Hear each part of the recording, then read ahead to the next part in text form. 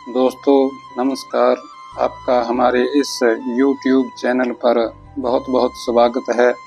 दोस्तों आज हम इस वीडियो में रविवार के दिन सुनी जाने वाली सूर्य देव की कथा सुनेंगे, जिसे सुनने सुनाने से भगवान सूर्य देव की कृपा से शारीरिक कष्टों से मुक्ति मिलती है। यदि आप हमारे चैनल पर नए हैं तो कृपया हमारे चैनल को सब्सक्राइब करें, बेल आइकन को प्रेस करें ताकि हमारी वीडियो की नोटिफिकेशन सबसे पहले आप तक पहुंचे। वीडियो को शेयर व लाइक भी ज़रूर करें। दोस्तों रविवार का दिन सूर्य देव को समर्पित दिन है। इस दिन सूर्य देव की पूजा करना, सूर्य देव को मीठा जल अर्पित करना, कथा कहानी का श्रवण करना जातक के लिए बेहद शुभ होता है। मान्यता के अनुसार जिसकी कुंडली में ग्रहों के राजा सूर्य देव अनुकूल होते हैं, उस जातक के जीवन में सुख समृद्धि भरपूर होती है। वह साथ ही मनुष्य शारीरिक व मानसिक संकटों से भी मुक्त होता है। वैसे तो प्रत्येक दिन सूर्य देव को जल अर्पित करना चाहिए, परंतु किसी कारणवश आप ऐसा ना कर पाएं तो रविवार के दिन अवश्य ही सूर्य देव की पूजा कर उन्हें मीठा जल अर्पित करें व सूर्य देव की कथा सुनें। तो आइए अब सुनते हैं सूर्य देव की कथा। कथा के अनुसार एक बार सूर्य देव के शाप से शापित दैत्य माली और सुमाली घोर शारीरिक पीड़ा को भोग रहे थे।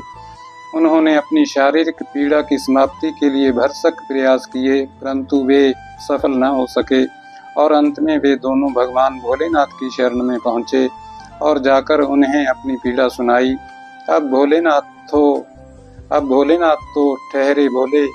जो भी कोई श्रद्धा व भाव पूर्वक उनकी शरण में जाता है वे उसकी पुकार अवश्य सुनते हैं। जब दैत्य माली और सुमाली ने भोलेनाथ के पास जाकर करुण शब्दों में उनसे प्रार्थना की और कहा कि उन दोनों को सूर्य देव ने श्राप दिया है, जिस कारण वे शारीरिक पीड़ा से पीड़ित हैं, और कहा कि हे भोलेनाथ, अब आप ही हमारी रक्षा कर सकते हैं। उन दैत्यों की प्रार्थना सुनकर भोलेनाथ करुणा से भर गए और उन्होंने अति क्रोधित होते हुए अपने त्रिशूल से कश्यप नंदन सूर्य देव पर प्रहार कर दिया। उस समय संपूर्ण लोकों को अपने प्रकाश से प्रकाशित करने वाले सूर्य देव अपने 7 घोड़ों के रथ पर विराजमान थे। जैसे ही भोलेनाथ का त्रिशूल सूर्य देव को लगा, वे अचेत होकर रथ से नीचे गिर गए और उनके गिरते ही सारी सृष्टि अंधकार में डूब गई। जैसे ही यह बात सूर्य देव के पिता कश्यप जी को पता चली तो वे तुरंत अपने पुत्र के पास पहुंचे। अपने पुत्र को अचेत अवस्था में देखकर और सारी सृष्टि को अंधकार में डूबी हुई देखकर कश्यप जी क्रोधित हो उठे और अति क्रोधित होते हुए उन्होंने भगवान शिव को श्राप दिया कि जिस तरह वे आज अपने पुत्र की हालत देख कर दुखी हैं, वैसे ही एक दिन उन्हें भी पुत्र दुख से दुखी होना पड़ेगा। ऋषि कश्यप के यह वचन सुनते ही जब भगवान भोलेनाथ का क्रोध शांत हुआ तो उन्होंने देखा कि संपूर्ण सृष्टि में अंधकार होने से हाहाकार मचा हुआ है। अब उन्होंने सूर्य देव को जीवन दान दिया। तभी भगवान शिव को ऋषि कश्यप द्वारा दिए गए शाप का ज्ञान हुआ तो उन्होंने सभी का त्याग करने का निश्चय किया। यह सुनकर ब्रह्मा जी सूर्य देव के पास पहुंचे और उन्हें उनके कार्य का दायित्व सौंपा। इसके बाद भगवान शिव ने, ब्रह्मा जी ने और ऋषि कश्यप ने सूर्य देव को आशीर्वाद दिया और अपने अपने स्थान पर वापस लौट गए। और जैसे ही सूर्य देव अपनी राशि पर आरूढ़ हुए, माली सुमाली फिर से शारीरिक कष्ट से जूझने लगे।